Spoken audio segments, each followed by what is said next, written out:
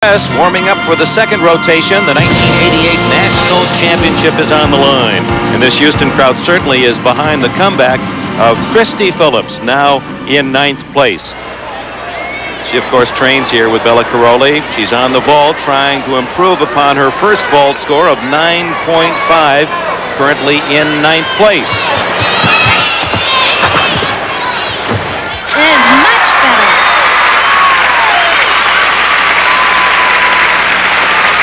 That's something about Christy Phillips. She makes the mistake and she corrects it. Something else about her, she is a gamer, as they say in other sports. She may not do well in practice, but she comes through in competition. She likes to work in front of the crowd. I worked out with Chrissy for a couple years, and that's very true. She has a little trouble with her workouts, but she is a performer, and she works very well under pressure. And she comes through on that second vault, a 9.70 for Christy Phillips. That might help her up another notch from 9th. A year ago, she was the toast of U.S. Gymnastics. Christy Phillips, #1 in the all-around. It was a year of tumult for her. In Rotterdam, she was 45th in the world. In disappointment, she moved from Bella Caroli here in Houston to the West Coast. Olympic coach Don Peters, and then just shortly moved back here to Houston and is studying once again, training with Caroli. Bella Caroli, a man who is controversial within his own ranks, and earlier in chatting with Bart Connor offered us a startling statement. Talking about the political side of things, I understand your role in Seoul is to be the chief of the delegation. Has that changed? I used to be till today noon when I resigned from that position. Due to consideration, I don't believe, I can help in a program and in a general situation where people are absolutely and uniquely running on their own private interest and not watching the general interest, which would be the high performance, helping the athletes, pushing the program forward as far as we can go. Mike Jackie, the executive director of the U.S. Gymnastics Federation, then responded to the comments of Caroli.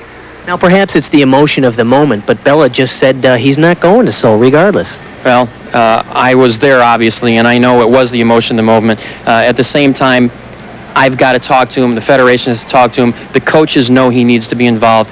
We need to have him involved. It's my intention to make sure it happens. And the other coach in this formula, somewhat controversial and confusing, is the Olympic head coach, Don Peters. Now, Mike Jackie just told us that he definitely wants Bella Caroli there. How do you feel about that? Well, I think, he's a big part of our program. I think he should, be involved in everything that we do. I think it's, I don't really think any of this is really necessary.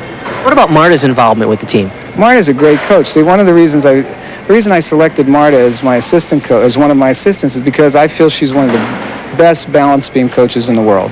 And meets are won and lost on the balance beam. And when we get into Seoul, we will have been in it through a 5-week training period with the kids all together as a group. I need somebody that can keep those kids on that balance beam, and I really feel she's the right person to do that. And I think we're going to do a great job. So Bella's wife, Marta, will be on the floor in Seoul, but Bella apparently will stay home. I find that incredible. The most powerful influence in women's gymnastics not going to the Olympics. Will he change his mind, Mary Lou? No, Dick, I really don't. The only way I see Bella going is if Don Peters hands the job over to Bella. Hope Spivey currently in 2nd place on that precarious piece of lumber, only 4 inches wide. Often the separator in these championships. Beam is the critical event. Hope had a little wobbly warm-up. She seems to be a little shaky in the routine. I think she's starting to feel the pressure.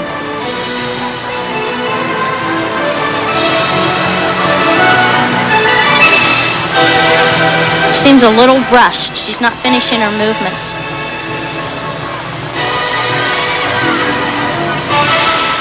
And it's very difficult, especially on balance beam. When you wobble at the beginning of your routine, it seems like you shake throughout the whole routine.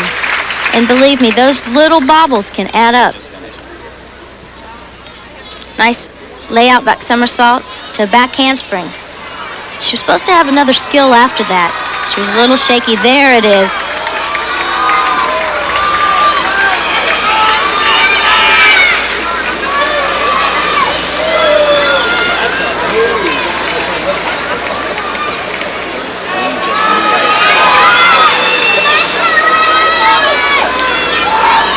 Big baseball fan, loves the Mets. Darryl Strawberry and Gary Carter, her favorites. A nice high double back somersault. Hopes Spivey. Here's Rhonda Fain on the uneven bars. For as big of a body as Rhonda has, she can swing bars. Nice giant full, another giant full. It's a high reverse hack with the mixed grip.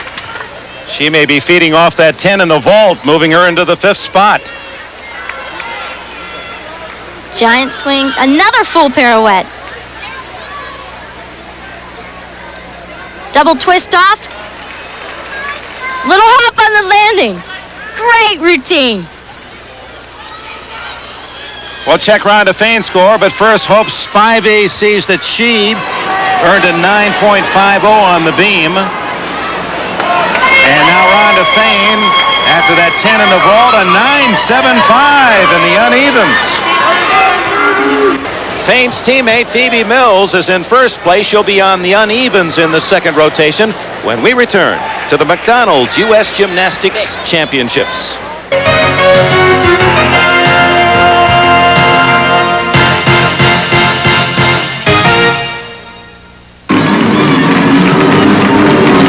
Phoebe Mills from that incredible family in the Chicago area. Speed skating champions, a brother and a sister, and she herself a 500-meter champion in her earlier life, and now one of the world's top gymnasts. Starts with a nice high reverse hect.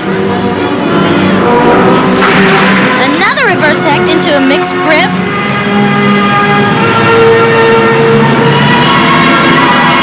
Phoebe's legs come apart just a little bit on her upswing for her handstand. Nice routine. I think it could have been performed a little bit better. Dismount was a little low. But she, if disappointed at all, disguised it well with that smile. Giant reverse heck right over the bar. Notice her hands are mixed grip. Swings over the bar, nice and long. Our unique camera angle to really be right up there with the gymnast. I think you really get a good perspective of actually how much that bar actually bends. And how thick it is. Small hands being such a handicap. It's actually hollow fiberglass with a wood lamination around the top so that the chalk sticks to it. And the score on the unevens, a 9.70 for Phoebe Mills, who will be in the 11th grade this fall. Her confidence really seems to be building. It appears that she's at that wonderful stage where she knows she's really good. On her second of 4 events, Brandy Johnson in third place. Hits the uneven bars. She needs a 9.75 to move into second place. A relative unknown before this competition. She was in the juniors last year and finished number 1 in Kansas City, and now battling to make a huge splash here in Houston, Texas. Brandy Johnson. She has such incredible upper body strength, and it shows. Her release moves are so high. She does a reverse heck that's going to be coming up at the beginning of her routine. Here it comes. Watch how high. Way above the bar. Oh. So there's 0.5 of a point off. She had it at her fingertips and just missed it barely.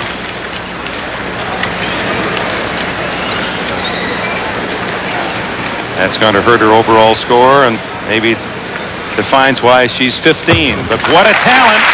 The rest looked mighty solid. And it was. That's got to be a disappointment for her. Now, Bella Caroli, in essence, has this girl hiding a bit. And she's not unlike your story. We didn't know an awful lot about Mary Lou Retton before the Olympic Games. You didn't compete in some of the major championships. By design. Nothing lost. That's right. Bella, I think, in a sense, kept me in the closet, and it helped to my advantage. I went into the Olympics without competing in a world championship competition, was relatively an unknown gymnast on the international scene. So the judges didn't know your strengths nor your weaknesses. You were a fresh new talent. That's right. And one of my weaknesses was flexibility. And if they had seen me over the years, they would have looked for that and really critiqued me hard on that.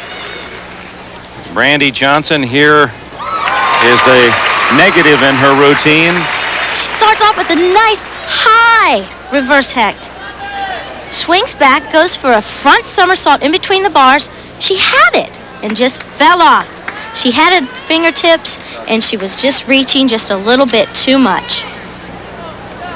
And her score, oh my, 8.95. Of course, 5/10 of that coming on the major fault, the fall, but where did the judges find the rest of the deductions?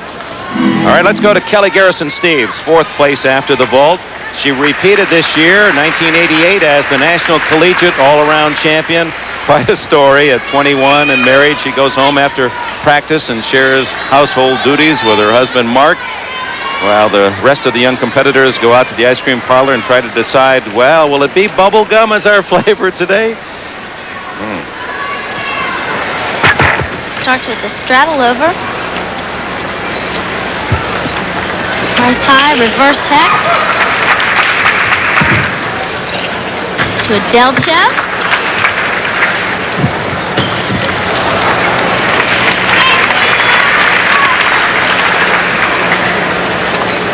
Giant swing, giant full.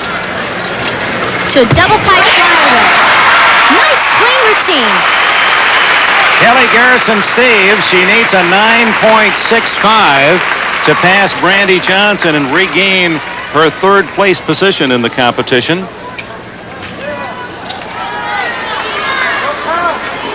Reverse hecht. Nice catch. She was in perfect position for to catch the bar. Right into a delta. Nice drop to the low bar.